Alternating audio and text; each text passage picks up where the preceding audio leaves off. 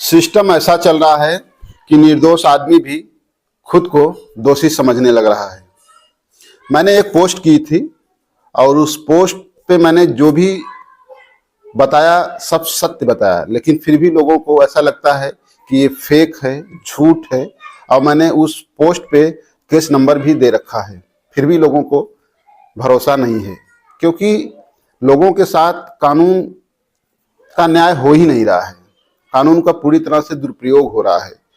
हमने तो बता दिया, हाई कोर्ट ने बता दिया कि अगर कोई झूठी केस आपके ऊपर करता है तो उसके खिलाफ सख्त कार्रवाई की जाएगी, आयोग के खिलाफ जांच होगी, पुलिस वाले सस्पेंड होंगे, लेकिन ऐसा कुछ भी नहीं हो रहा है। ना जाने कितना डेली झूठ केस बन रही है, झूठे एफआईआर दर्ज हो रहे हैं, लोगों की झूठी एफआईआर में जिंदगी बर्बाद हो रही है। तो इस तरह से सिस्टम चल रहा है कि ईमानदार आदमी भी खुद को दोषी समझने लग रहा है।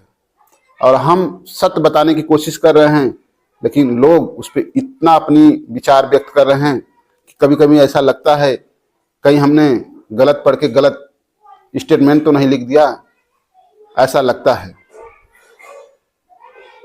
मेरे हिसाब से कानून ऐसा होना चाहिए कि अगर कोई भी कानून का दुरुपयोग करे, जैसे मान लीजिए कोई SC/ST का मुकदमा दर्ज कराता है, चलिए ठीक है भाई, कराइए आप, कोई बात नहीं, लेकिन नीचे स्टेटमेंट में ये लिखवाइए कि अगर ये मुकदमा जितनी भी बातें मैं बता रहा हूँ सब सत्य है, या यदि एक भी झूठ पाया गया तो इस मुकदमे में जो सजा का प्रावधान है वो सजा मुझे मिलनी चाहिए।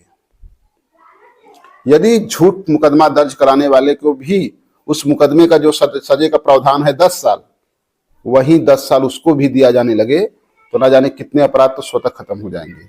और लोग झूठा मुकदमा दर्ज कराने से पहले 100 बार सोचेंगे।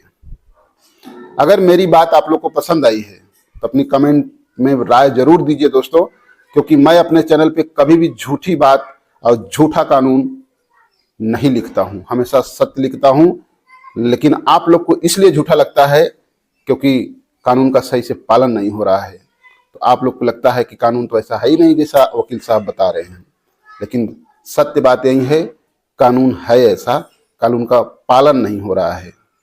तो दोस्तों, जय हिंद, जय भारत। आप पढ़िए और जागरूक होइए, तभी आप समझ पाएंगे और सिस्टम को बदलना पड़ेगा। जय हिंद, जय भारत।